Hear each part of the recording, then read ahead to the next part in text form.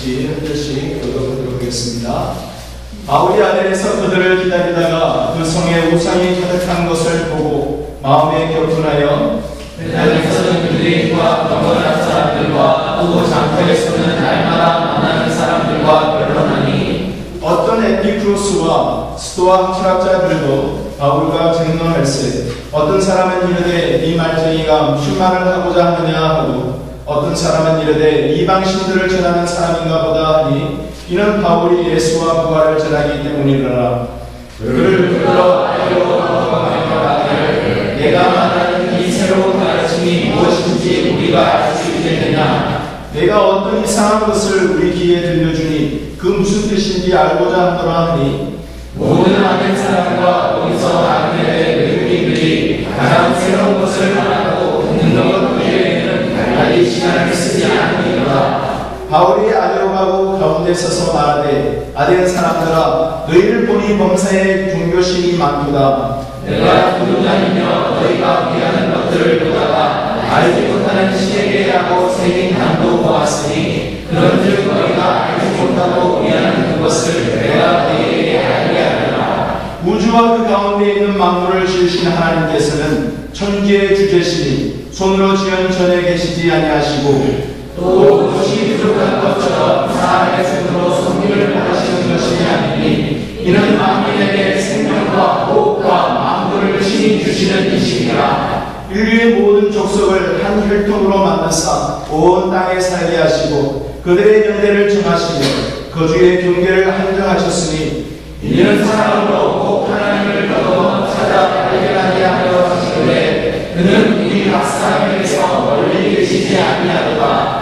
우리가 그를 힘입어 살며 기도하며 존재하느니라. 너희 시민 중 어떤 사람들의 말과 같이 우리가 그의 소생이라 하니 이와 같이 하나님의 소생이 되었은즉 하나님을 금이나 은이나 고래나 사람의 기술과 공학으로 새긴 것들과 같이 할 것이 아니니라. 알지 못하는 시대에는 하나님이 강구하셨거니와 이제는 어디든지 사람에게 다 명하사 회개하라 하셨으니 이는 정하신 사람으로 하여금 천하를 공의로 심판하는 날을 정하시고 이에 그를 죽은 자 가운데서 다시 살리신 것으로 모든 사람에게 믿을 만한 증거를 주셨음이라 합니다. 그들이 죽은 자의 부활을 듣고 어떤 사람은 조롱도 하고 어떤 사람은 이 일에 대하여 내 말을 다시 듣겠다 하니 이에 바울이 그들 가운데서 함에 있습니다. 몇 사람이 그를 가까이 하여 믿으니 그 중에는 아레오바고 말리 디오누시오와 가말리라 하는 여자와 또 다른 사람들도 있었더라. 아멘. 함께 기도하겠습니다.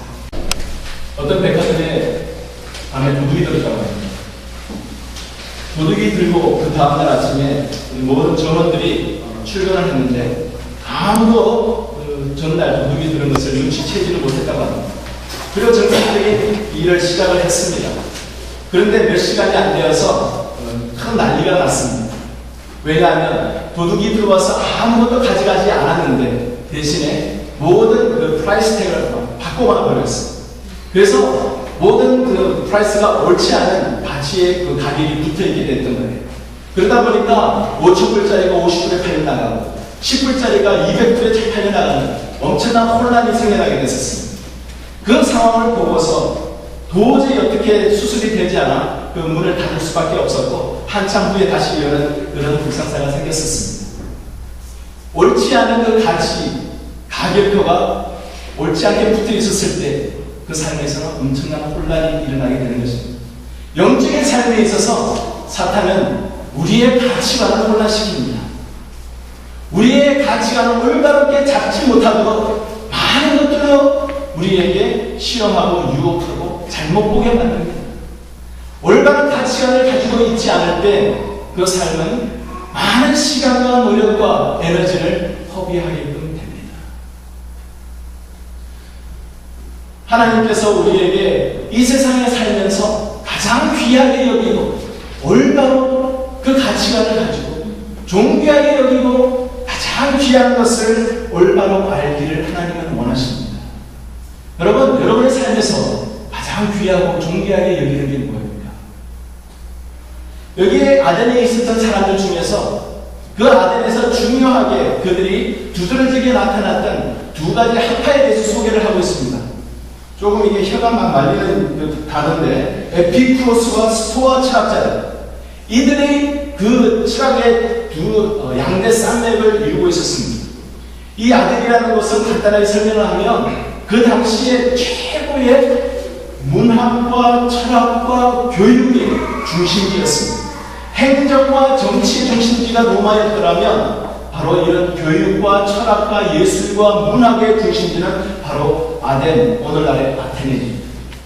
여기에 유명한 대학도 있었습니다. 아테네 출신의 철학자들, 우리가 잘 아는 소크라테스도 있습니다. 플라톤도 있습니다. 그 사람들이 거기에 있었던 것처럼 그 안에서 엄청난 철학이 발달해 있었습니다. 그 가운데 하나님은 복음을 전하기를 원하셨습니다. 그 사람들에게 복음이 전해지자 그들은 결국 어떻게 됩니까? 마지막 절에 34절에 보면 아레오파고 발리, 디오누시오와 다말이라는 여자와 또 다른 사람들이 그곳에서 믿었더라라고 얘기하고 있습니다. 이 사람들로 인하여서 아테네의 교회가 생겨난 것입니다. 그 당시에 그곳에서 쫓았던 철학자들, 여러분 많은 사람들이 쫓았던 잘못된 가치관을 버리고 온전한 하나님의 믿고 따랐던 믿음 가졌던 사람들로 인하여서 삶이 변하고 올바른 삶을 가지고 교회가 생겨나게 했던 것입니다. 아테네에 세워진 교회는 바로 생애 가장 귀한 가치를 아는 교회였던 것입니다. 여러분, 우리는 그러면 생애 가장 귀한 가치를 무엇으로 두어야 할까요? 사도 바울은 여기에 나와 있는 에피쿠로스와 스토아 철학자들의 그의 사람들이 많이 있는 곳에 복음을 전했습니다. 그가 전한 내용은 바로 하나님을 올바로 알지 않았습니다. 하나님이 누구이신지를 알지 않았었습니다. 쉽게 얘기하면 에피쿠로스 사람들은 바로 쾌락주의자입니다. 쾌락을 쫓았던 사람이에요. 자기가 행복하면 돼요. 뭐가 필요한 게 없어요. 신 필요 없어요. 신은 없다. 아니면 신은 멀리 있어서 인간의 삶에 영향을 끼칠 수가 없다라고 주장했던 사람이 에피쿠로스입니다. 그 반면에 스토아는 아니다. 사람의 감정보다는 이성이 중요하다. 그래서 모든 것을 논리적으로 풀어나가려고 했었습니다. 그러다 보니까 신화가 탄생합니다. 신도 모든 여러 신들을 가지고 사람이 이해하는 한도내에서 해석을 했었어요. 그래서 인간의 세계 가운데 한정되어져 있는 신들에는 신화들이 많이 생겨나게 된 것입니다. 그들을 향해서 스토아의 학자들은, 철학자들은 이제는 자기의 지식이 자기의 만족에 축도했습니다. 많이 아는 것을 알고 싶어하고 또 알고 싶어하고 또 많이 알고 싶어서 그래서 여기에 나오는 아레오파고 광장에서 사람들이 논쟁하고 변론을 했던 것입니다. 그 사람은 쾌락을 쫓았고 물질을 쫓았고 그리고 자기의 지식을 쫓았던 그 사람들, 그들에게 참다운 복음이 전해졌습니다. 어떤 하나님이 그들에게 전해졌습니까? 우리가 쫓고 있는 것은 뭐예요? 이 세상에 지금 살고 있는 삶 가운데서 우리가 쫓고 있는 게 뭡니까? 우리의 삶 가운데 올바른 가치, 생애 가장 귀한 가치, 바로 주님을 아는 것입니다. 매일매일 하나님을 알아가는 것입니다. 그냥 내가 아는 것으로 하나님 안다라는 것으로 끝나는 것이 아니라 매일매일 하나님을 아는 것입니다. 성경에서 말하고 있는 안다라는 동사에는 우리는 하나님을 체험적으로 안다라는 얘기입니다. 매일매일 하나님을 체험해야 되고 매일매일 하나님을 만나야 되고 매일매일 하나님과 동행하는 그런 삶을 살는 우리 삶이 되기를 주님의 이름으로 축원합니다. 우리 그런 결단을 했으면 좋겠습니다. 다음 슬라이드 보면 참 오래된 찬양이긴 하지만 이런 찬양이 있습니다. 찬양들 아십니까? 가사는 이렇습니다. 내 생에 가장 귀한 것 주 알미라. 내 생에 가장 귀한 것 주 알미라. 주님을 알기를 간절히 원하네. 내 생에 가장 귀한 것 주 알미라. 내 생에 가장 귀한 것 무엇입니까? 내 생에 가장 귀한 것 주 알미라. 같이 할까요? 내 생에 가장 귀한 것 주 알미라.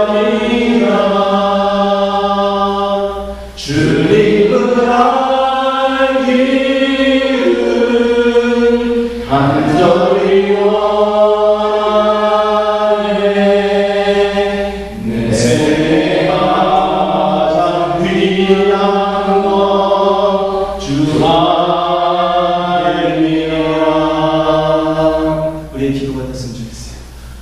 내 생에 가장 귀한 것, 주를 알아가고 주님을 체험하고 이 세상에 무엇을 준다 해도 바꾸지 않을까. 주님을 아는 것을 원합니다. 주 알기를 원합니다. 간절히 원합니다. 이것이 우리의 기도가 되었으면 좋겠습니다. 우리는 어떤 하나님을 알아야 될까요? 하나님은 우리의 지혜의 한계를 초월하신 분이에요. 사람의 생각, 그 당시에 지혜가 최고다, 인간의 지혜가 최고다라고 생각했던 그런 사람들에게 복음은, 올바른 하나님은 바로 우리의 인간의 지혜의 한계를 초월하시는 분이다라는 것을 하나님은 선포하셨습니다. 잠언서 14장 12절에 보면 어떤 길은 사람이 보기에 바르나 필경은 사망의 길이라. 사람이 생각하고 있는 철학과 문학과 모든 예술의 길이 어떨 때는 그것이 옳은 것 같아 보이나 그것이 결국에는 필경에는 사망의 길. 인간의 지혜에는 한계가 있습니다. 사람은 지혜를 가지고 하나님을 다 이해할 수가 없습니다. 하나님은 우리의 창조주가 되신다라고 말씀하고 있습니다. 우리는 뭡니까? 피조물입니다.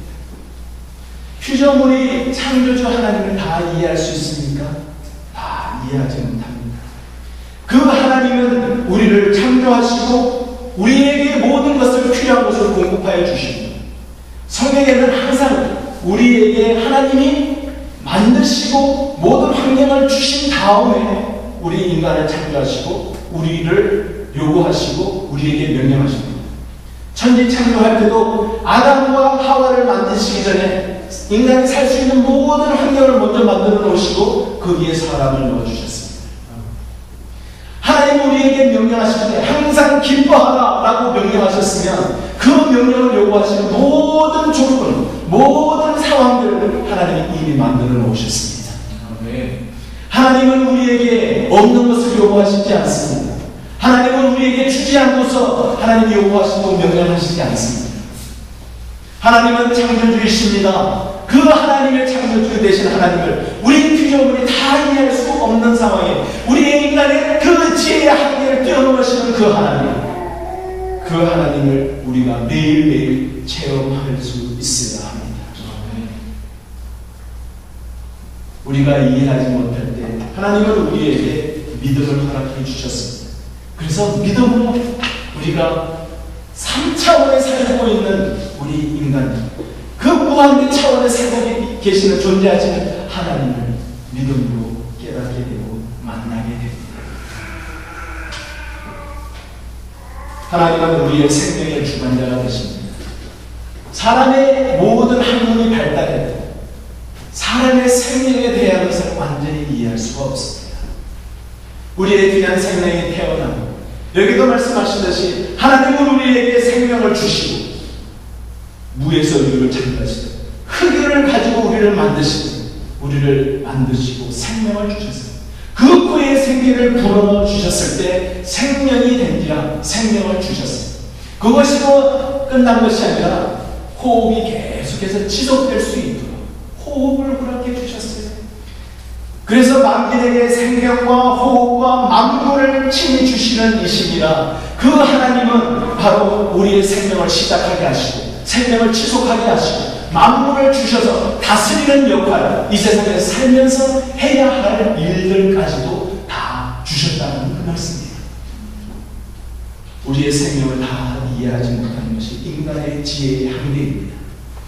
그 하나님, 우리의 하나님은 그 인간의 지혜의 한계를 뛰어넘으시는 모든 것을 알고 계시는 하나님이세요. 성도 여러분, 창조주 되신 하나님, 우리를 창조하신 하나님, 우리의 육신을 창조하신 하나님, 우리의 생명의 주관 되신 하나님, 그 하나님 우리의 어떤 질병도 못 고치시겠습니까? 우리의 육신의 연약함을 못 고치시겠어요? 연약함이 있을 때 하나님이 알아보시기 바랍니다. 우리의 질병들, 우리의 육신의 연약한 부분들, 우리의 약점들, 신체의 연약한 부분들, 그것을 하여도 나를 소침하게 만드는 모든 요소들, 하나님을 믿사오니 하나님께서 그 모든 것을 이길 수 있는 힘을 주시옵소서. 여러분 매일매일 기도하시면서 참으로 주 하나님 생명의 공급자 되시고 모든 것을 허락해 주신 그 주관자 되신 하나님께 아뢰고 기도할 수 있기를 바랍니다. 하나님은 우리의 삶의 영역까지도 다 정해 주셨어요. 우리가 내일 어디에서 누구를 만날지 모르는 삶이에요. 여러분 미국에 오실 거라는 거 여러분들이 계획하셨지만 하나님께서 그 모든 환경을 만들어 놓으셨죠. 창세기 1장 27절 28절에도 인간을 창조하신 다음 처음으로 축복하셨듯이 땅에 충만하라, 땅 끝까지 번성하여 충만하라, 다스리라. 이 땅 전체를 하나님께서 허락해 주시고 우리가 있을 곳을, 우리가 갈 곳을, 그리고 우리가 살아야 될 그 연수를 하나님이 이미 정해 놓으셨습니다. 여러분 우리는 언제 죽을지 모르는 인생이에요. 내일 또 어디로 갈지 하나님께서 옮겨주시면 또 옮겨야 되는 인생이에요. 내일 당장이라도 오라 하면 가야 합니다. 우리가 그것은 다 알 수가 없습니다. 그러나 하나님은 우리의 인간의 모든 이해와 지혜를 초월하신 하나님이에요. 하나님을 우리의 지혜의 그 테두리 속에 가두지 마시기 바랍니다. 기도할 때 하나님이 이렇게 응답하실 거야라는 응답까지도 여러분 단정 짓지 마시기 바랍니다. 어떤 방법으로 하나님이 응답하시든 아멘입니다. 어떤 방법으로 하나님이 나를 인도하시든 아멘입니다. 순종하겠습니다. 성경 말씀대로 우리가 순종하고 나아갈 수 있으면 좋겠습니다. 성도 여러분, 우리 큰 사랑 성경 말씀대로 한번 해봅시다. 아멘. 성경 말씀대로 따라갈 때 우리 교회가 어떻게 되는지 한번 보자. 아멘. 하나님이 성경대로 순종하며 나가는 교회는 보이시지 않아요. 붙잡아 주시고 끝까지 세워주시고 영향력 끼치게 해주시고 그 가운데 생명이 있게 해주시고 하나님께 영광 돌리게 해주십니다. 하나님께서 가라고 성경에 말씀하시면 가고 서라고 하시면 서고 말씀 그대로 순종해 토달지 말고 나의 경험과 나의 감정에 여기서 말하는 에피쿠로스 사람들처럼 우리 감정에 치우치지 마시고 온전히 하나님의 말씀대로 순종을 해 나아갈 때 우리의 지혜의 한계를 초월하신 그 하나님이 우리 삶 가운데 우리 교회 가운데 축복하시는 것을 경험하는 우리의 삶이 되기를 주님의 이름으로 축원합니다. 네. 하나님은 우리의 감정을 초월하신 불변하신 신실하신 하나님이에요. 신실하신 하나님. 사람은 아침 저녁으로 변한다 그러죠. 조변삼게 한다 그러지 않습니까? 아침 저녁으로 변하는 우리의 인간의 감정이 엇변나고 있습니다. 어떨 때는 기분이 좋을 때는 하나님은 마치 내 바로 옆에 계시는 것 같고 어떨 때는 우리의 상황이 좀 어려워지면 하나님 어디 계시는 거예요? 왜 나를 버리셨습니까? 우리의 감정으로 하나님을 판정하고 단정짓지는 않습니다. 우리의 인간의 감정 그것을 초월하신 하나님이십니다. 하나님은 우리에게 안 보여주시기 위해서 꼭꼭 숨어 계시는 분이 아니십니다. 하나님이 숨바꼭질 할 때 사람은 숨었어요. 아담은 숨어서 하나님이 아담아 어디 있느냐라고 하셨지만 하나님은 내가 여기 있노라 내가 여기 있노라 만물 가운데 나무 가운데 내가 여기 있는 거 보이니 모든 자연만상 가운데 내가 여기 있는 거 보이니 하나님은 나타내 보여주고 싶으셔서 안달이 나신 분이에요. 찾을 수 있도록 우리에게 보여주시는 하나님. 우리의 인간의 감정의 엇변다운에 따라서 보기도 하고 못 보기도 하고 느끼기도 하고 못 느끼기도 하는 그런 하나님이 아니라 우리의 감정이 어떻게 되는지 상관없이 하나님은 우리에게 나타내 보여주시고 싶어 하시는 하나님이에요. 혹 우리의 마음에 실망되십니까? 하나님이 나와 함께 하시지 않는 것 같으세요? 어떤 상황에서 하나님은 우리에게 함께 하시기를 원하십니다. 나타내 보여주기를 원하시는 하나님이십니다. 아멘. 언제나 하나님은 우리를 만나기를 원하세요. 그런 마음이 절로 여기에 흘러넘쳐 있습니다. 26절 27절의 말씀에 보면 이는 사람으로 곧 사람 하나님을 더듬어 찾아 발견하려 하심이라 라고 하나님께서 말씀하시면서 자연만상을 통해서 모든 하나님을 발견할 수 있는 그런 모든 클로들을 허락해 주셨어요. 그리고 그는 우리 각 사람에게서 멀리 계시지 아니하십니다. 하나님의 마음이 여기에 표현되어져 있습니다. 하나님은 우리를 만나기를 원하시는 분이에요. 어떨 때는 나의 등 뒤에서 일어나라, 일어나라, 우리에게 속삭여 주시고 일으켜 주시고, 어떨 때는 앞에서 끌어주시고 날 따라오고 있니? Look at me, 나 따라와라. 하나님께서 인도해 주시기도 하시고, 목자처럼 어디로 갈지 하나님께서 길을 보여주시기도 하시고, 하나님께서 우리를 만나셔서 항상 우리에게 동행하기를 원하시는 하나님, 우리의 원하든 상관없이 하나님은 항상 원하십니다. 하나님은 항상 우리의 가까이 계세요. 작은 시련에, 작은 속삭임에 하나님은 그 기도를 들으시고 응답하시는 하나님. 어떨 때는 우리가 기도가 나오지 않을 때 누군가 나를 위해서 대신해서 빌 바를 알고 중보해 주시는 하나님, 주님으로 인하여서 우리는 하나님과 계속 만날 수 있습니다. 그 하나님이 우리의 속삭임, 우리의 기도를 들을 만큼 항상 옆에 계십니다. 믿으십니까? 아멘. 불변하시는 하나님이에요. 젖먹이는 여인이 그 자녀를 어찌 잊을 수 있겠느냐. 설령 잊는다 하자. 인간의 어머니들 중에서 어떨 때는 있는 어머니가 있거든요.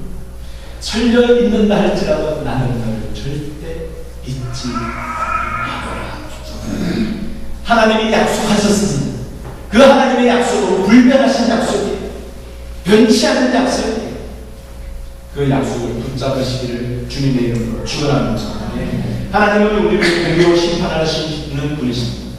여러분, 심판한다 하면 여러분은 두렵습니까? 평안하십니까? 항상 심판은 범죄자에게는 두렵습니다. 그러나 심판은 무죄인 자에게는 기쁨입니다. 새로운 자유가 있기 때문입니다. 새로운 뉴 에라가 시작되기 때문입니다. 주님이 다시 오실 때, 산자와 죽은 자를 심판하러 오실 때, 그때 우리는 어서 오시옵소서 마라나타, 그것이 우리의 마음 아닙니까? 왜요? 우리는 하나님 안에서 그 어느 누구도 정죄할 수 없는 의로운 사람들이기 때문입니다. 모든 죄를 용서받는 사람이기 때문이죠. 우리의 하나님은 우리를 공의로 심판하실 때 우리로 하여금 모든 의로울 수 있는 방법을 다 주셨어요. 예수 그리스도의 부활로 심판이 있다는 사실을 증거해 주셨어요. 왜냐하면 예수님이 심판자이시기 때문이에요. 하나님은 우리에게 또한 구원에 이르는 유일한 길이 바로 예수 그리스도이심을 우리에게 허락해 주셔서 우리가 구원받을 수 있도록 허락해 주셨습니다. 무죄라는 것이 우리에게 확정되어 있는 거예요. 회개에 이르게 하셨습니다. 고린도후서 7장 9절에 보면 우리가 근심하는 것은 그 근심으로 인하여서 바로 회개에 이르게 하기 때문이라고 얘기하고 있습니다. 하나님이 우리의 삶 속에서 간혹 근심하게 하세요.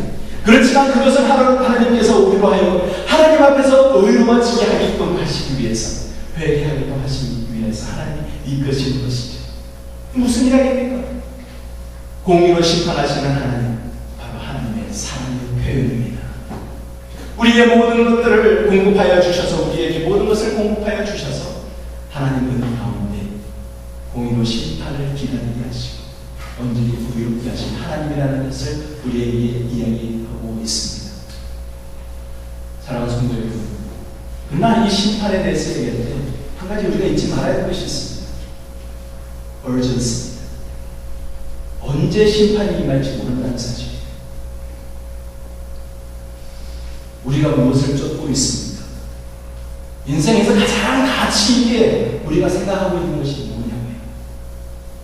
혹 하나님을 아는 것이 아니고 성경적이지 않고 쾌락적이고 편안한 물질이며 명예며 논리며 자기의 의로움이라며 오늘도 말씀에서 이야기하는 회개해야 합니다. 하나님 앞에 책망받지 않기 위해서 우리는 회개해야 합니다. 여러분, 우리가 솔직히 주님 앞에 한번 내어놓아 봅시다. 이 방에 아무도 없고 여러분 한 분만 이 방에 있고 하나님이 여러분 앞에 계시다면 여러분 무엇을 고백하시겠습니까? 공의로우신 하나님 앞에 여러분 무엇을 내어놓으시겠어요? 내가 이 시간에 하나님, 이제는 하나님의 아는 것을 이 세상에 가장 귀한 것으로 여기고 그 삶을 살겠습니다. 결단할 수 있기를 주님의 이름으로 축원합니다. 아멘. 그럴 때 우리의 삶 가운데 하나님께서 영광 받으시고 하나님과의 친밀한 교제가 이어지고 그런 하나님의 복된 자녀의 삶이 이어질 줄 믿습니다. 바로 그런 삶을 살아가는 큰 사랑 선교 교회가 되기를 주님의 이름으로 축원합니다. 같이 함께 기도하겠습니다. 이 시간 한번 결단하며 기도하십시오.